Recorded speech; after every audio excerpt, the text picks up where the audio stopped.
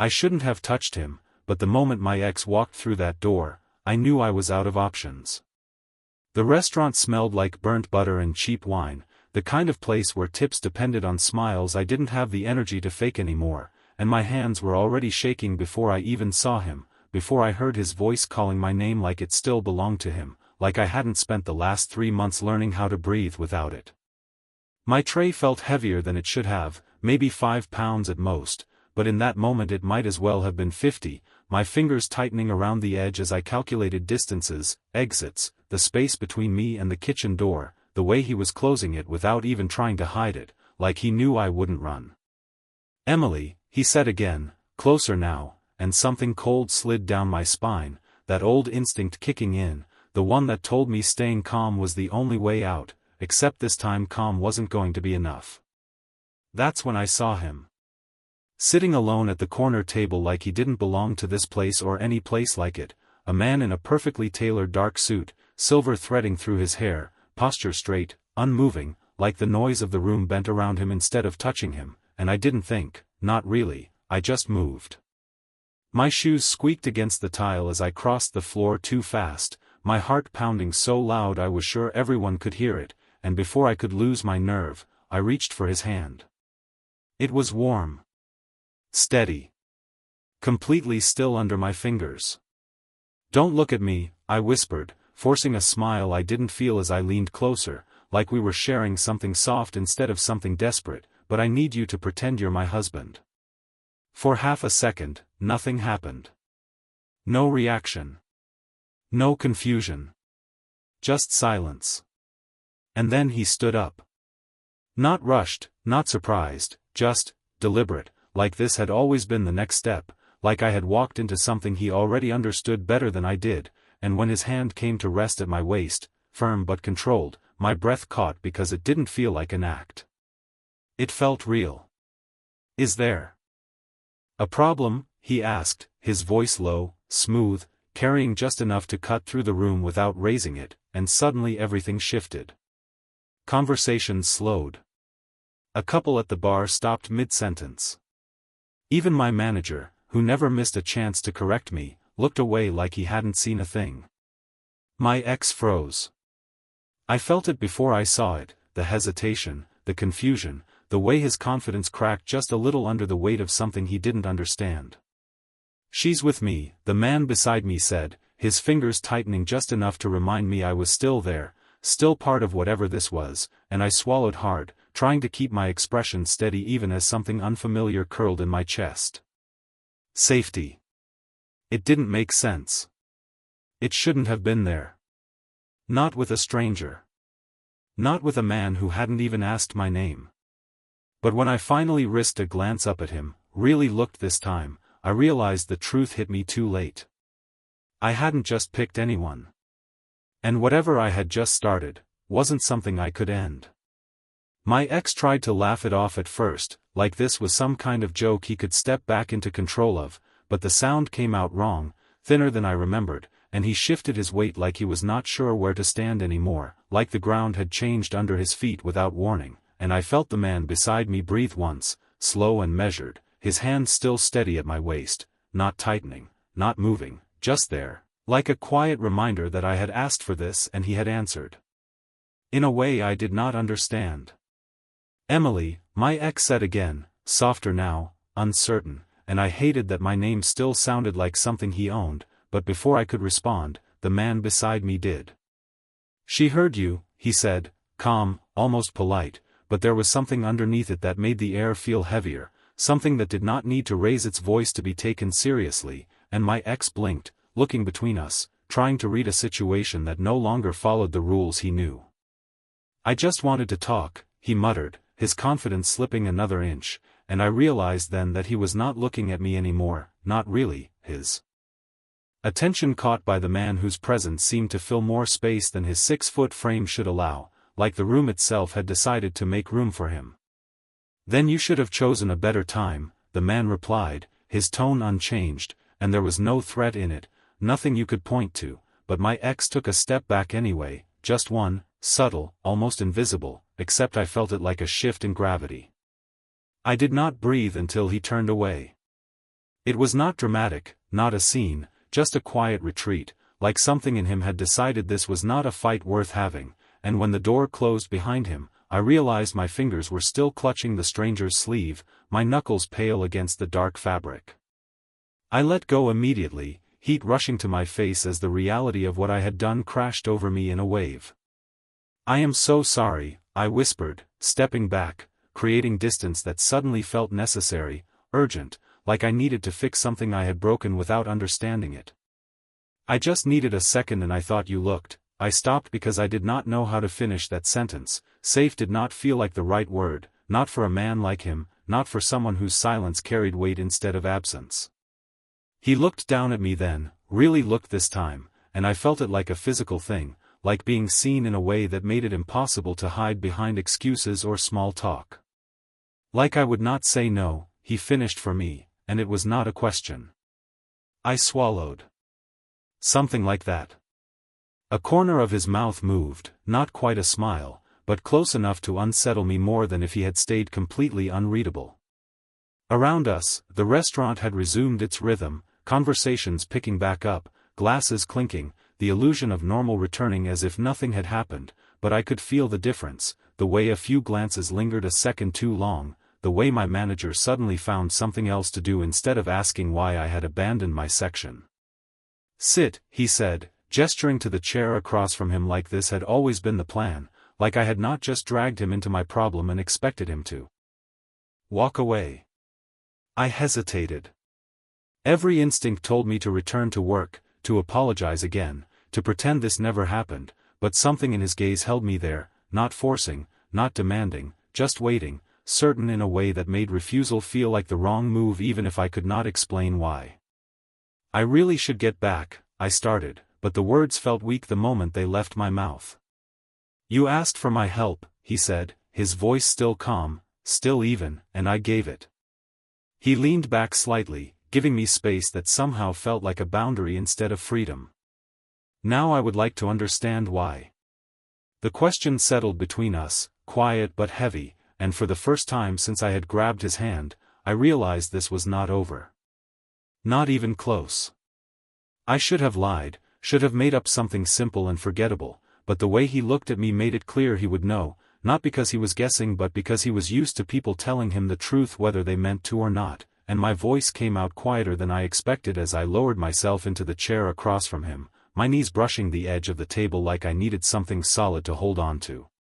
"He does not take no for an answer," I said, keeping my eyes on the surface between us, tracing a faint scratch in the wood as if it could anchor me, and I needed him to believe I was not alone. Silence followed, not awkward, not rushed, just there, stretching long enough for me to feel every second of it, and when I finally looked up, he was still watching me, still unreadable, like he was deciding something I did not have access to. "And you chose me," he said, not questioning, just stating, and I felt heat rise in my chest again, a mix of embarrassment and something else I could not name. "You looked like someone people listen to," I admitted, because it was the closest thing to the truth I could explain, the way the room had bent around him before he even moved, the way even my manager had stepped back without being told. His gaze did not soften, but something shifted, subtle, almost invisible, like a door opening just a fraction. "People do. Listen," he said, and there was no pride in it, no arrogance, just fact, and that should have been reassuring but it was not, because facts like that usually came with reasons I did not want to understand. A server passed behind me carrying a tray, the scent of grilled steak and rosemary cutting through the air, and I realized my shift was still happening, tables waiting, orders unfinished, a life that suddenly felt far away from this quiet conversation that had taken over everything. "Thank you," I said quickly, pushing my chair back a few inches, already preparing to stand, to return to something normal, something safe. "Really, I did not mean to drag you into my situation, I just panicked." His hand moved then, not fast, not forceful, just enough to rest on the edge of the table, blocking the space I would have used to step away, and the simplicity of it stopped me more effectively than anything else could have. "Emily," he said, and the way he said my name was different, precise, like he had already decided it mattered. "Your situation is not finished." The word settled into me slowly, like a warning wrapped in calm delivery, and my stomach tightened because I knew he was right, even if I did not want him to be. As if summoned by the thought, the front door opened again, the soft chime echoing across the room, and I felt it before I saw it, that familiar tension snapping back into place, the sense of something unresolved returning stronger than before. I turned my head just enough to catch the reflection in the glass behind the bar, and there he was again, not alone this time, two figures lingering near the entrance, not aggressive, not loud, just present in a way that made it clear they had not come to leave quickly. My breath hitched, barely noticeable, but the man across from me noticed anyway, his eyes shifting past me for half a second before returning, sharper now, more focused, like the conversation had just changed without either of us saying it out loud. "Do not look back again," he said quietly, and I froze, caught between instinct and instruction, my pulse climbing as the weight of everything pressed down at once, the job, the past, the stranger. Who was not a stranger anymore, and the realization that whatever I had stepped into when I took his hand was unfolding in ways I could no longer control.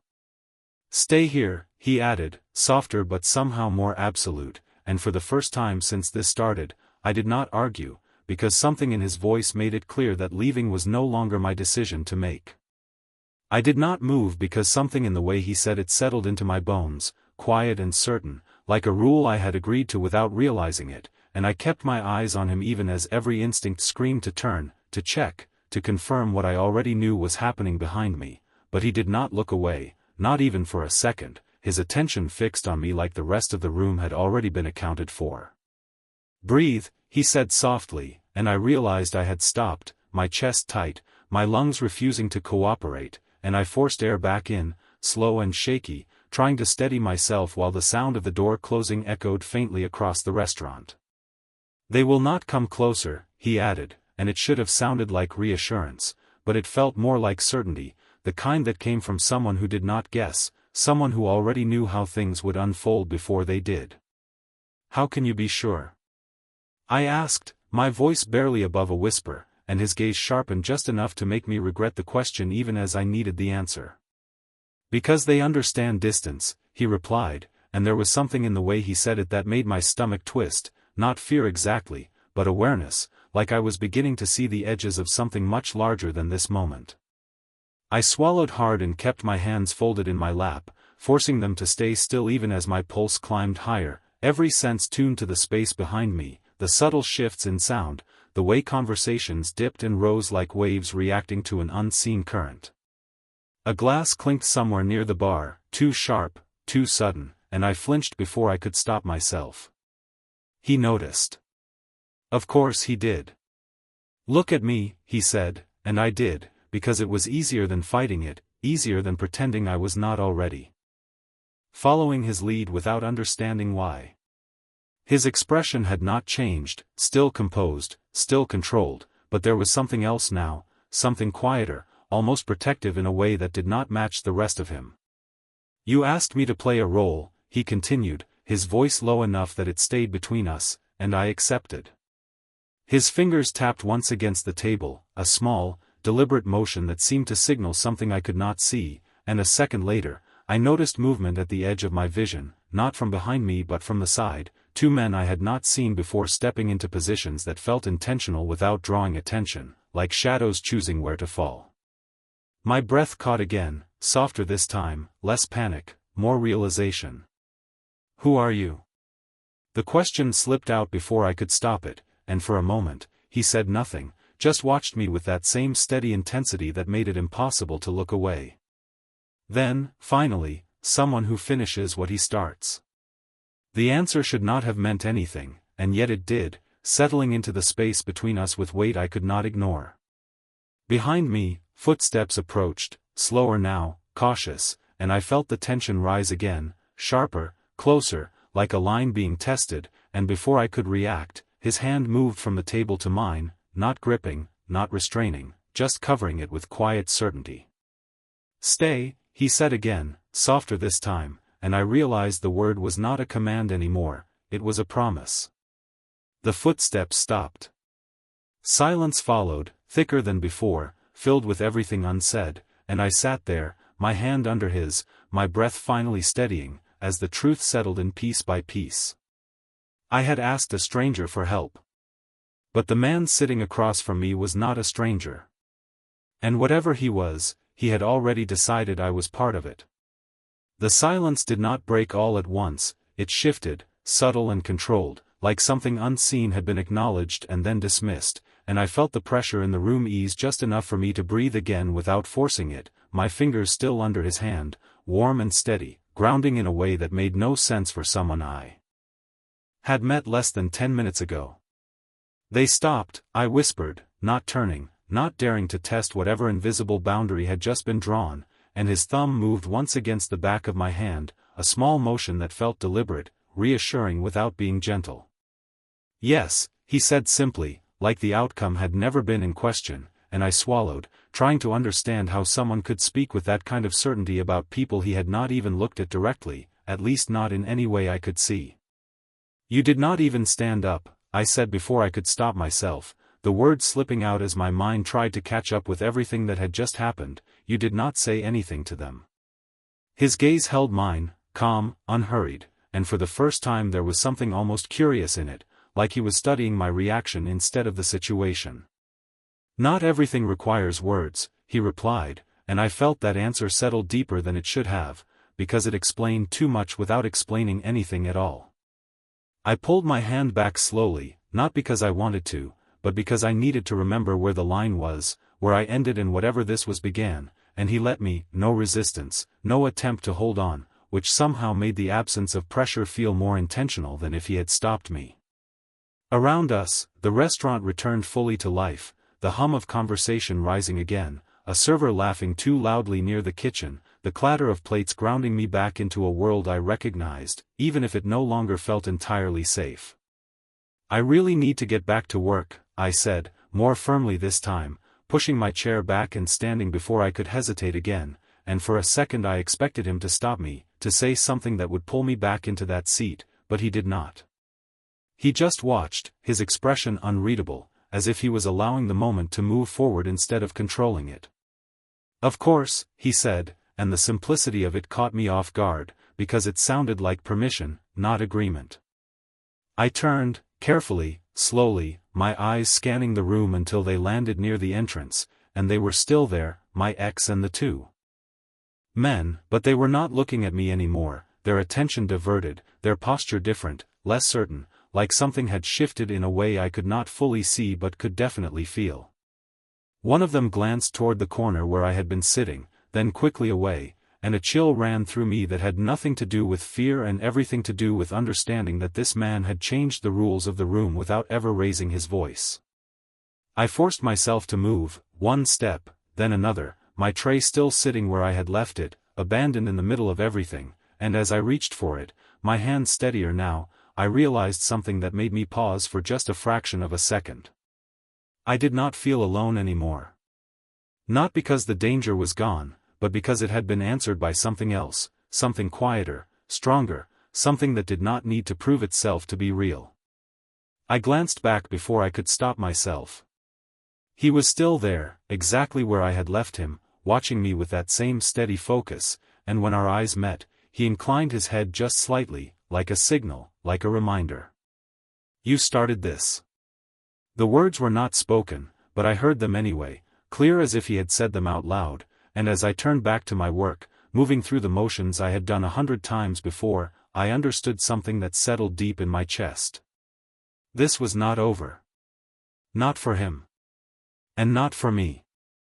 I tried to fall back into routine, into the familiar rhythm of refilling glasses and taking orders, but nothing felt the same, not the weight of the tray in my hands, not the sound of my own voice as I recited specials I had memorized weeks ago, because every step I took, every turn I made, I was aware of him, of the corner table that had become the center of something I could not ignore no matter how hard I tried.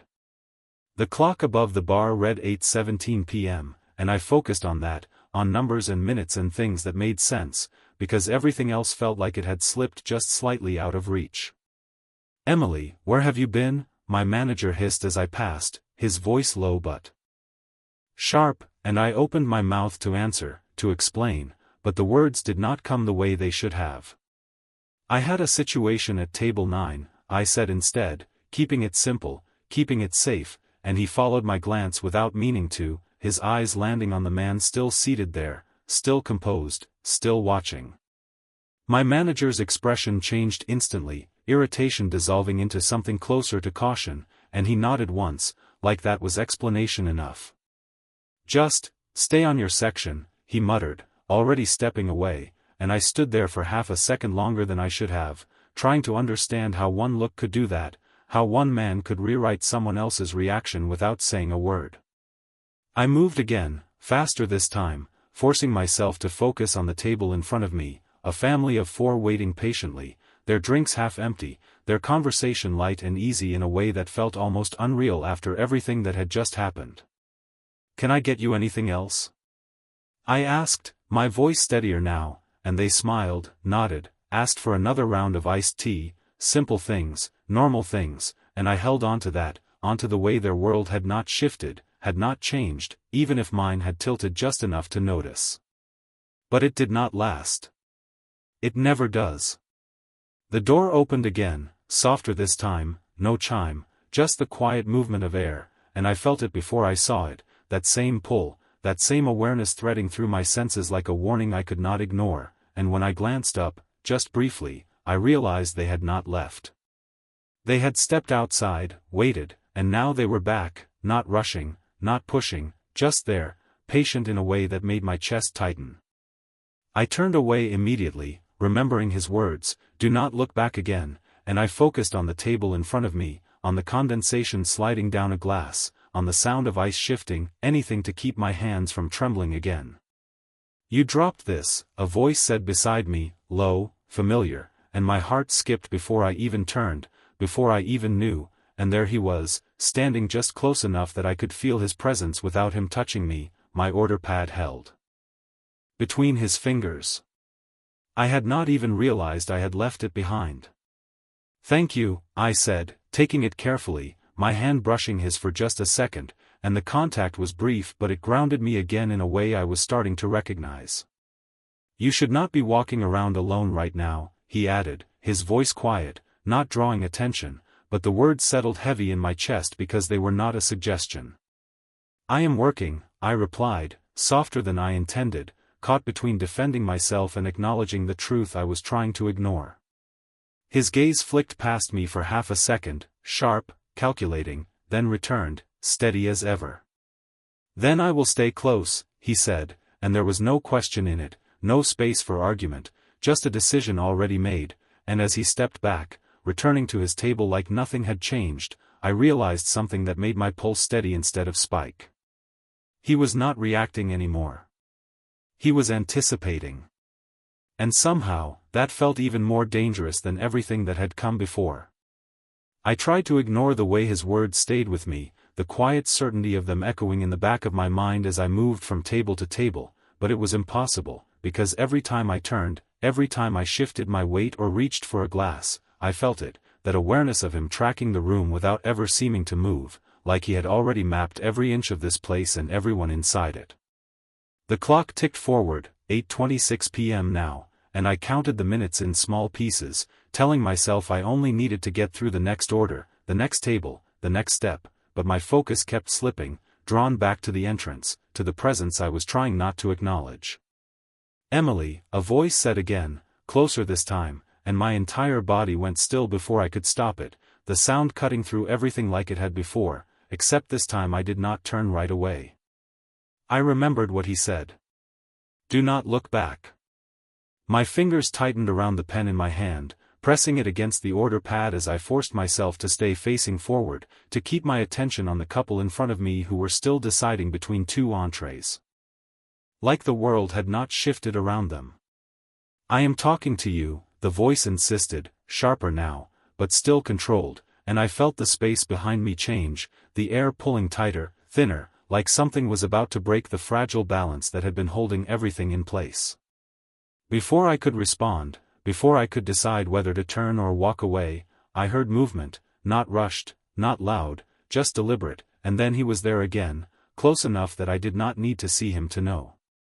"She is working," he said, his voice even, calm, carrying just enough to settle into the space between us, and everything stopped for half a second, like the room itself had paused to listen.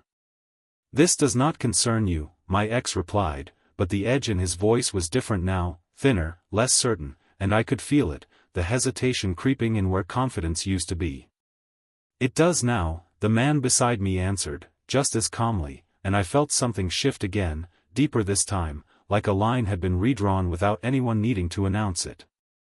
I kept my eyes on the table in front of me, on the menu I was pretending to review, but my heart was pounding too loud, my breath too shallow, every sense stretched thin as I listened to the silence that followed. It did not last long. Footsteps retreated, slower than before, controlled, like a decision had been made without words, and the tension eased just enough for me to breathe again, though the air still felt heavier than it should. "You should take your break," he said quietly, and I finally turned, just slightly, enough to meet his gaze, to see the calm certainty still there, unchanged, unaffected by anything that had just happened. "I cannot just leave," I said, the protest automatic, but weaker than it should have been, because part of me already knew I would. His expression did not change, but something in his eyes sharpened, not harder, just more focused, like he was adjusting his approach instead of his decision. "You can," he replied, and there it was again, that certainty that did not leave room for doubt, "and you should." I hesitated for one more second, just one, then nodded before I could think too much about it, before I could question why I was listening to him at all, and as I stepped away from the table, from the routine I had been clinging to, I realized something that settled deep in my chest. This was no longer about avoiding a problem. It was about stepping into something I did not understand. And he was already there, waiting. I did not remember deciding to take my break, I only remembered moving, the space between the tables stretching longer than it should have as I walked toward the back hallway, my pulse still uneven, my thoughts trying to catch up with everything that had shifted in the last 15 minutes, and when the door to the staff corridor closed behind me, the noise of the restaurant dulled into something distant, something manageable, like I had stepped out of one world and into another without fully understanding how.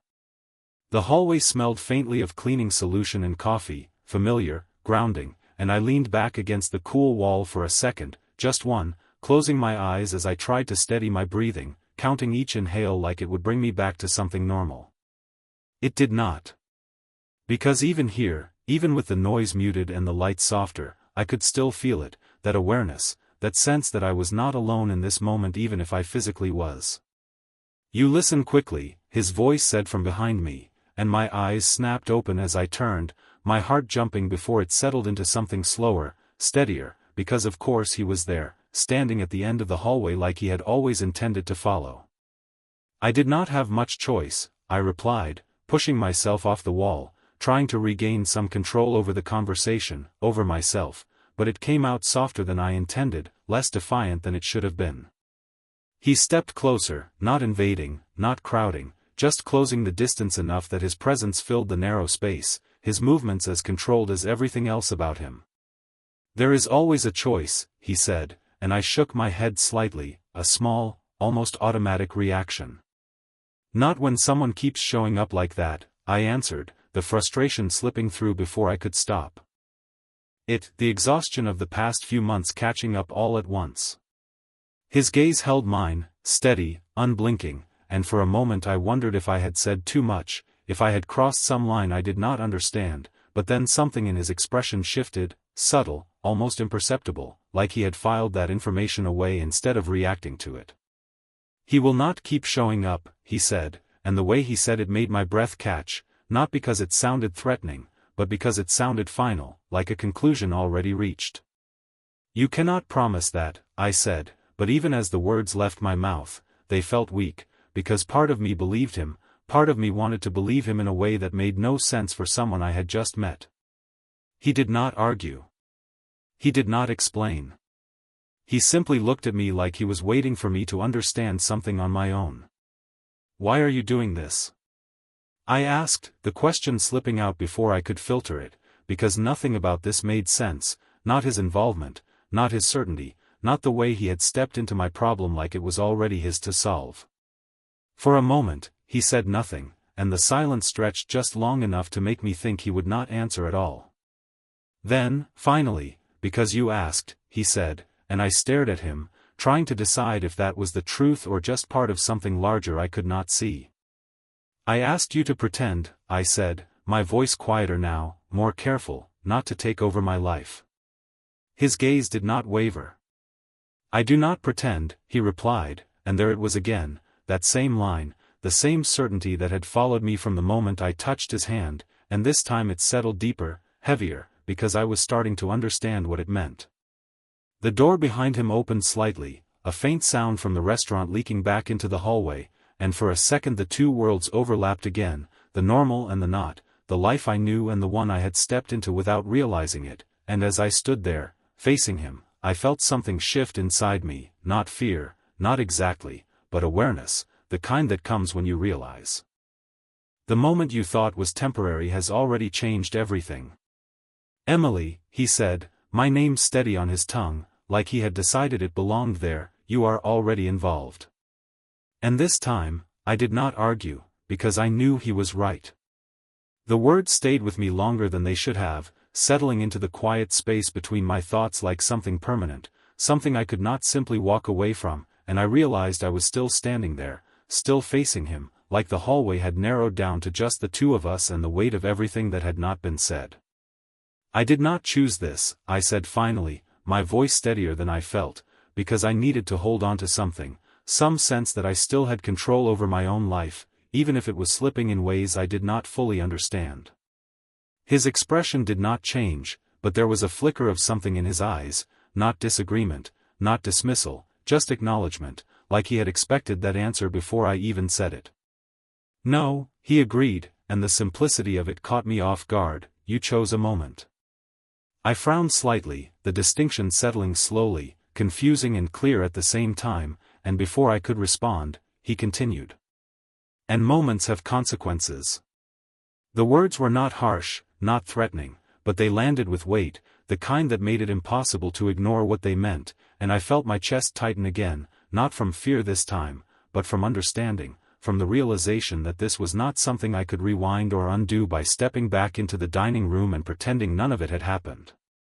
The door behind him opened wider this time, voices carrying through, a burst of laughter, the clink of dishes, normal life continuing just a few feet away, and it felt strange, almost surreal, that both realities could exist at once, that I could step back into one while the other waited, unchanged, for me to return. Then tell me what happens next, I said, the question slipping out before I could stop it, because if I was already involved, if this moment had already shifted something, then I needed to understand where it was leading. He watched me for a long second, silent again, measuring, considering, and I held his gaze this time, not looking away, not retreating, because something in me had already decided that running would not change anything. Next, he said slowly, you finish your shift. The answer was so ordinary that it almost made me laugh, the tension in my chest easing just a fraction, but before I could respond, he added, and then you leave with me. The words settled into the space between us, quiet and absolute, and my breath caught again, the fragile calm I had found slipping just enough to remind me that nothing about this was simple, nothing about him was predictable. I am not going anywhere with you, I said automatically, the protest rising before I could filter it, because that line felt clear, felt necessary, the last boundary I could still defend. His gaze did not harden, did not shift, it simply held mine with that same steady certainty that had followed me from the beginning. You will not leave here alone, he replied, and there was no force in it, no demand, just a statement that felt as solid as everything else he had said, everything that had already proven true without explanation.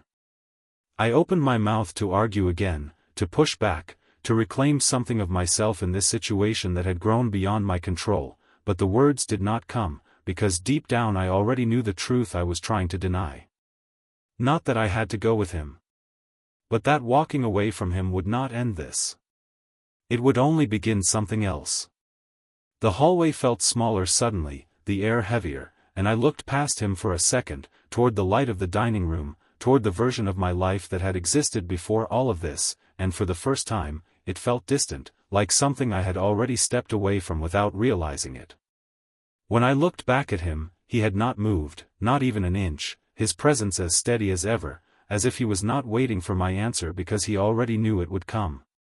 "Finish your shift, Emily," he said again, softer this time, and there was something in it now, something quieter beneath the certainty, almost like patience, almost like understanding, and I felt something shift inside me, not surrender, not agreement, but acceptance of one simple truth.